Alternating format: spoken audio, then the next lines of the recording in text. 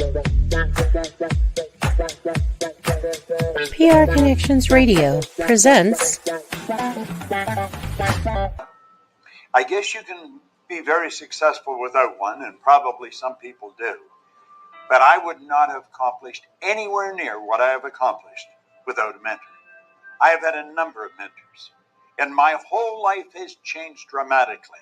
I went from going nowhere to having a business that operates all over the world.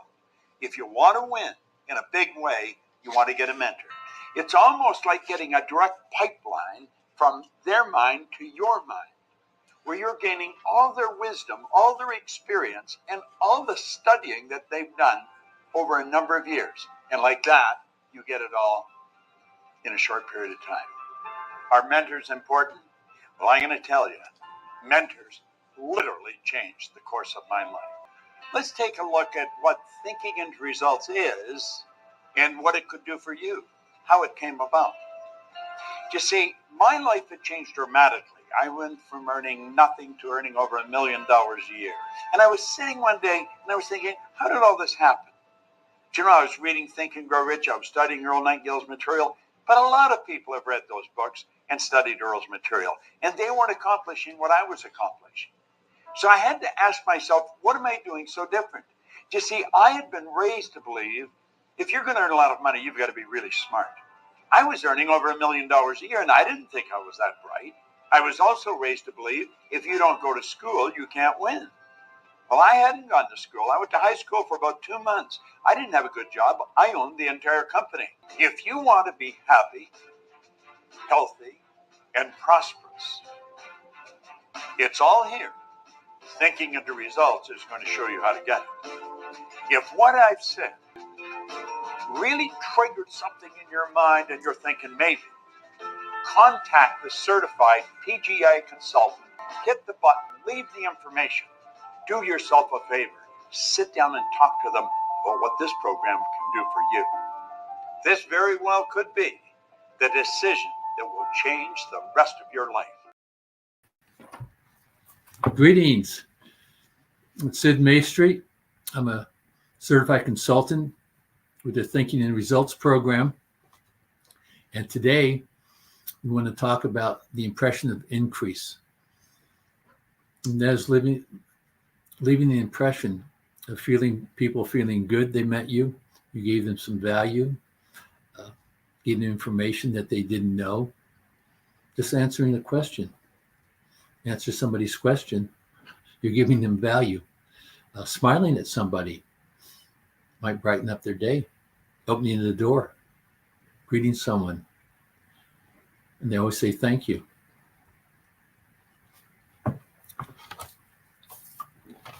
So my guest today is my good friend and a Thinking and Results student, John Gage, who is a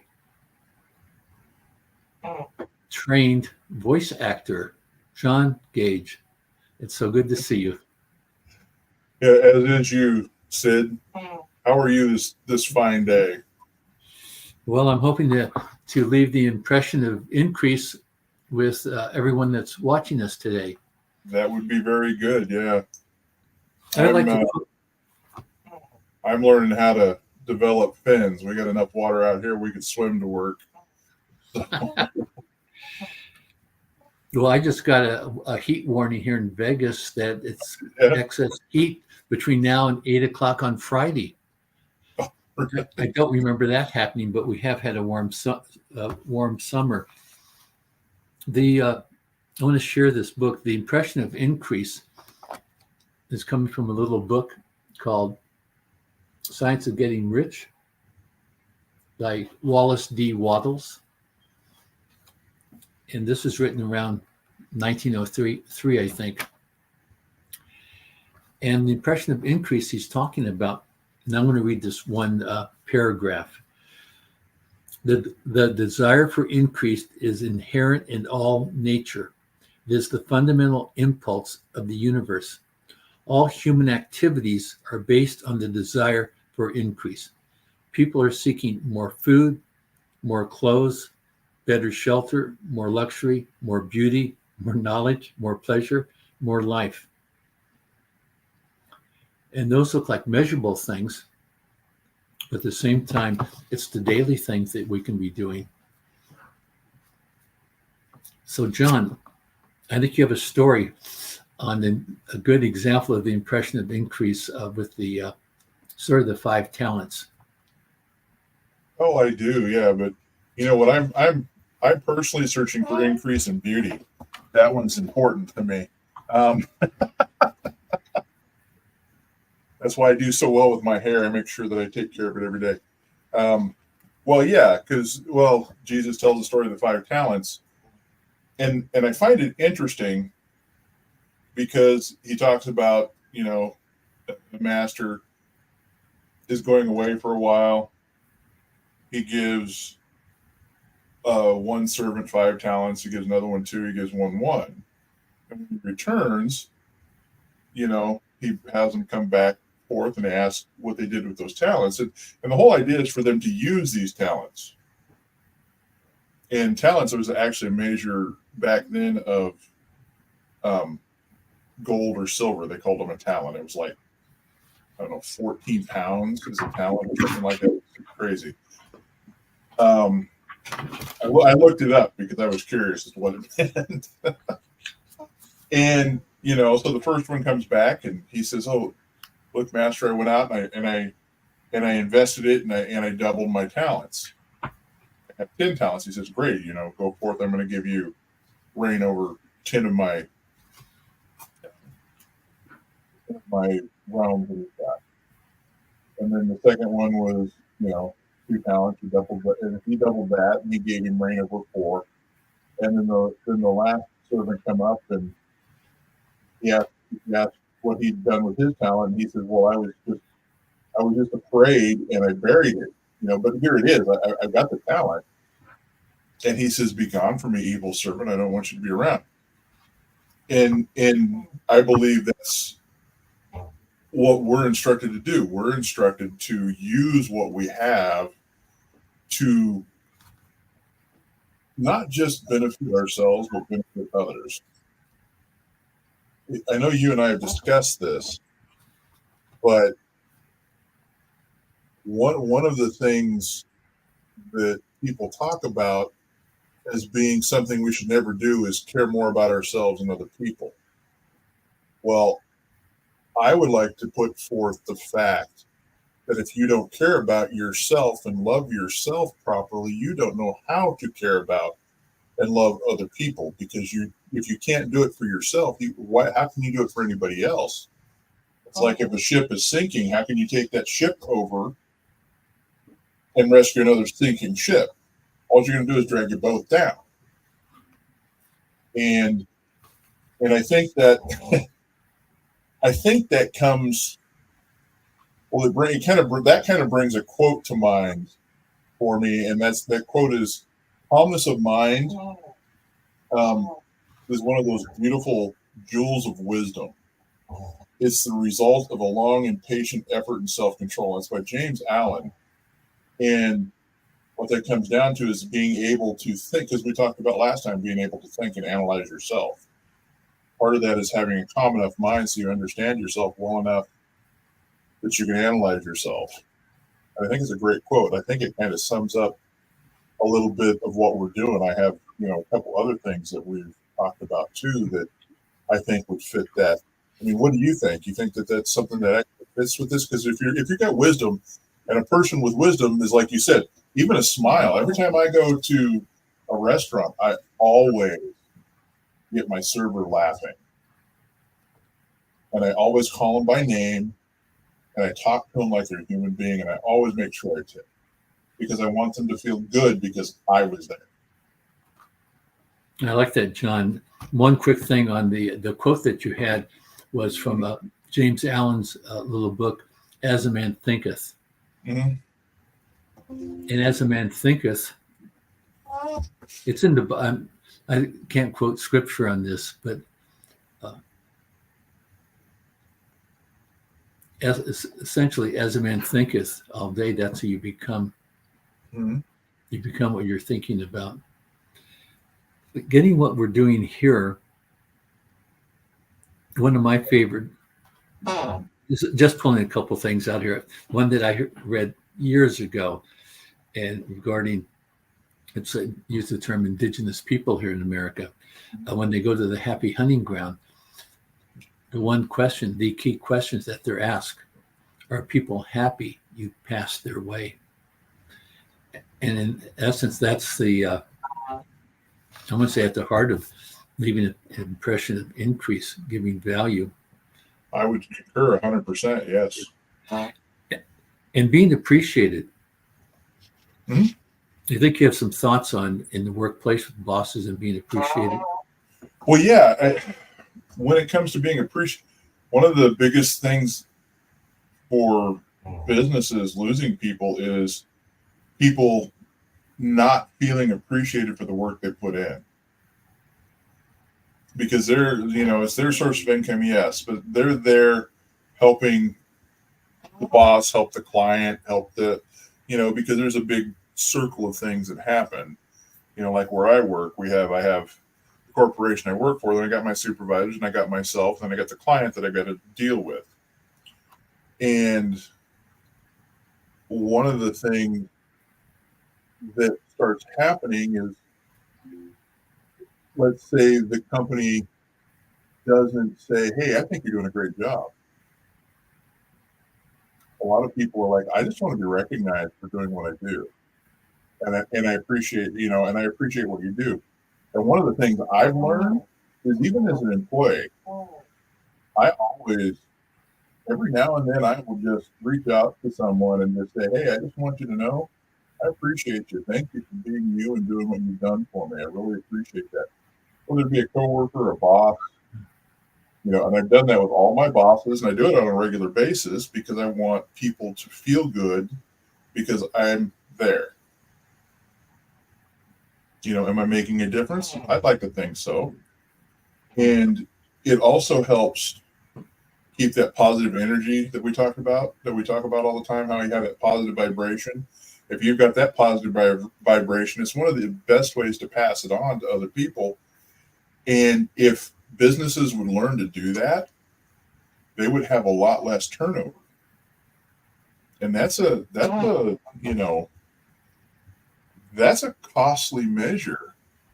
And if they would just take the time to show appreciation, they would have a lot less turnover. Because the cost of how much does it cost? It used to cost, for a company that paid minimum wage 7 years ago, it would cost $15,000 to turn over one employee. And I think that's almost doubled now. If they're making minimum wage, it's going to cost at least $30,000 to train, to go through the process of losing them and train a new employee and get them up to speed where they're performing their job well enough that they're actually making you money. So yeah, it's costly for a business, and for some reason it's that I think we talked last time about people being able to do these things and not know how to teach it, and that's part of what businesses, they don't understand what it takes sometimes, or how to go about keeping employees happy. And a lot of it is just a simple, I appreciate what you've done. Thank you so much. For me, it's money. Well, John, you reminded me of my first job after I got out of the service, be a financial planner. And I was new to it, obviously, learning. And I'd have ideas would come to me regarding doing business, marketing, whatever it was. I don't have specifics, but I know that, I like to say my boss poo-pooed them. No, he just, I think he ignored them. I don't know if he consciously said that's stupid or something, but I felt I wasn't being recognized or respected. I had an idea. Let's talk about it. His mind was closed. And I stayed there 2 years, but I think I was unhappy for at least maybe the whole second year. And I never talked to him about it. But later I had read some statistic that the biggest reason people leave a job is they don't feel appreciated for the work that they're doing. I was just talking to John earlier, because I noticed that the Women's Basketball League, WNBA, announced their Player of the Week for last week, and that was Caitlin Clark. You may or may not know, but she's a rookie doing real well, and she'd been a Player of the week before, and she'd been doing real well all season. And now we get, after season's more than half over, and finally she's getting recognition. And I don't know if that means a lot to her, but it means a lot to her fans, because they were complaining. You'd see stories and people making posts. Well, and there was a lot of negative about her too. There's a lot of negative out there about her, and from what I understand, and I don't watch that, so it's not, because it's not a sport that I'm interested in.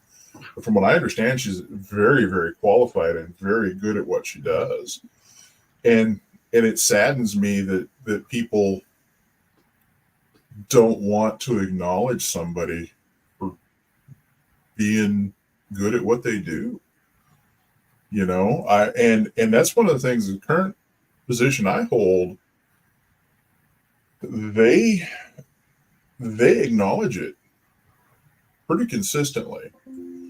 Hey, you're doing a great job. Thank you. And they've shown it in raises and bonuses and that kind of thing, which is nice. But I do get it. I do get the verbal acknowledgement, and that almost makes me work harder than the money, because I feel good about myself. There's that positive energy. You want to push it forward. John, you give me a couple ideas, maybe three. One is that when I'm in a restaurant, I want to make sure I can see the name of who's waiting on us. Right. And to acknowledge them, telling, when we're through, a tip's nice, but a verbal, John, I appreciate you really did a good job. Really took care of us tonight. Look forward to coming back again. The second thing that is, then when I meet somebody, normally a clerk, could be the waiter too, but anybody whose name I've never seen before. And I'll tell them, you're my first blank. And they always like that. Right. And the other thing, when they ask you for your phone number, to plug it in when you're at the supermarket, they want you to put your phone number in, I'll say, you're going to call me on my birthday. No one ever says that to them. Right. One time, doing this for years, one time a guy said, when is your birthday? I told him, he says, well, that's my birthday. So I've had lunch with him a couple of times over the last couple of years. And I had three things came to mind, but I can't remember them. Can't remember it. I think you had another quote or two that you really. There's a couple of quotes that I have that I really like.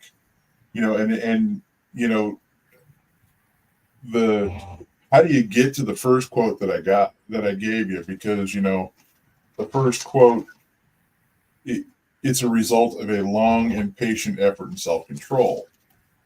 Well, how do you accomplish that? One of the quotes from Bob is, in order to get something you've never done before, you have to do something you've never done. In order to get something you've never had before, you have to do something you've never done before.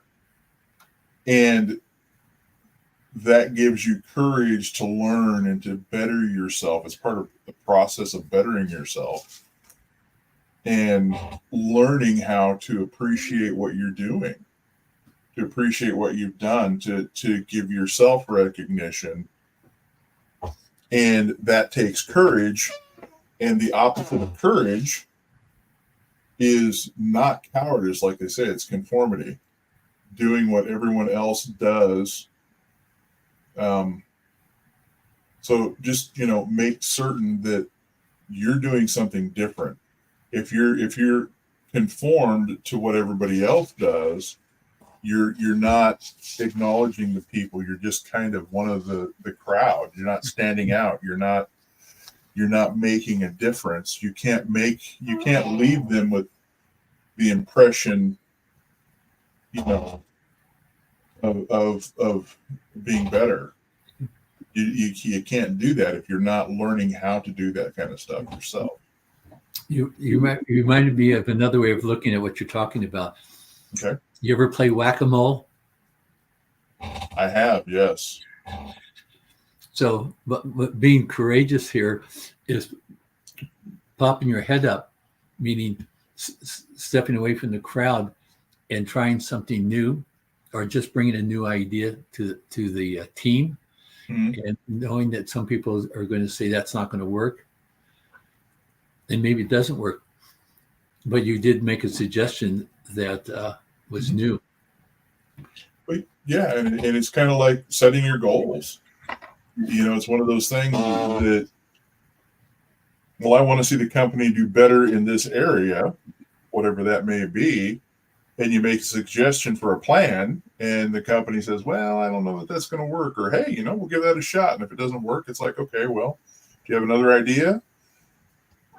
I find it best to always, if I have an issue with something or I think something's not working, I will always go to my supervisor and say, well, I'm doing this. This is what we've been doing. I find it's not working, but what if we did this instead? Do you think that would be something that we could use moving forward? I think it'll improve it, and here's why.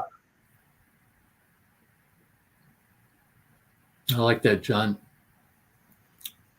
Bosses appreciate that. You make me think about asking for help, asking someone to be your coach, but just asking someone for help makes them feel good because you're acknowledging that they know something that you don't. If you say, like you do me a favor, people always like to do you a favor. Well, yeah. And you make them feel good because you recognize their expertise, their experience. Do we have something else we're talking about? Oh, being a good listener. Bob Proctor on our Thinking in Results, this lesson of leaving people with an impression of increase. Just in conversation, to be a good listener and truly be focused on the conversation, the person you're talking to, that you might hear something that you can make a compliment. One of the thoughts to me this morning, which is real simple, you're hearing something that you didn't know. That's really interesting, John. I'm glad you mentioned that. I didn't know that. Yeah, well, I think we talked one time and he talked about how Abraham Lincoln, he'd be fully focused on whatever he was doing. Somebody come in the room and he'd literally have his total undivided attention when he was communicating with them. And he'd have this nice conversation for 4 or 5 minutes. And then when he was done, he'd go back to what he was doing. You couldn't get his attention for the life of you because he was dead. And that's one of the best forms of respect you can give somebody, your undivided attention. And I think that's what they mean by being a good listener. And I appreciate when somebody sits there and listens to what I have to say. Even if they don't care for what I have to say, but at least they sat there and said, oh, okay. And they at least listened and understood what I was saying. You're right, John. I think it's time to bring up the what's your number on my website, the spiritualwarriormentor.com. There's one of the items there is asking you what's your number. And it's determining how many days you have until your 100th birthday that you can be making a difference on the planet. You can make a difference in people's lives. And so you can plug in your birth date. My number, because I'm along in years, I've got 6,305 days till my 100th birthday, in which I can be making a difference. And just having these podcasts and sharing this wisdom about Proctor, I'm making a difference. John, what's your number? My number is 15,015, so 15015, which is interesting. Yes. So it's like, okay, that's an absolute interesting number. So to have, but that's quite a few days if you sit back and think about it. Well, it's one day at a time. Mm-hmm. Whenever I start my notes for the day, it's kind of a mess there, but up in the corner, it has my day. So every day I'm always putting how many days I have left as a reminder, always focused on giving value and helping people. And there's something that John's doing. We haven't talked about this, that I'm going to say, but John and he might be thinking this, but as a trained voice actor, he'll be bringing value to the people listening. They're going to learn something. They may buy something that will help them. At the same time, he's helping his employer increase sales. Right. If he's a voice on a cartoon, on let's say a movie, bringing pleasure to somebody watching the show. Absolutely. Yeah, that's what movies are about. Mm-hmm. Called entertainment for a reason. Yes. There was something in Reader's Digest years that one of their sections, and I don't know if they're still around, but it's laughter is the best medicine. And I remember a story of someone that years ago that had cancer and started watching old comedies, movies from the 30s, and he'd watch them for hours. And he did cure himself of cancer from laughing every day. Yeah, and that part of the reason laughter is so good for you is because it oxygenates your system, because you're sucking in air and exhaling it, and it causes oxygenation in your head and builds into. There's a lot of science behind that now. But yeah, that's part of the reason why it does that. And one last thing, because the time's getting close here, but in Think and Grow Rich, he talked about love and how it cures people. Remember how they talked about the two people? One guy had a diagnosis and was supposed to come out just fine, and the other guy had a horrible diagnosis, but because he fell in love with the nurse and they got married, he got better, and the other guy passed away because he had nothing to live for. I had not heard that, but love heals all. Yes, it does. And it gives increase. That's all love is giving increase to somebody else. I'm going to hold up my book again, Think and Grow Rich. I'm sorry, The Science of Getting Rich by Wallace D. Waddles. It's on Amazon. And you can go to spiritualwarriormentor.com to contact me with any questions, any comments. I'm going to be starting a study group for the Science of Getting Rich very soon. Leave your email address, and I'll keep you informed.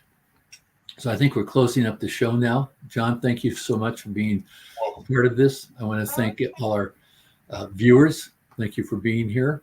And we'll see you at the next week, Wednesday, 1 p.m. Pacific Standard Time. Absolutely. PR Connections Radio thanks you for watching this podcast. Check out more episodes of this show and our others at prconnectionsradio.com.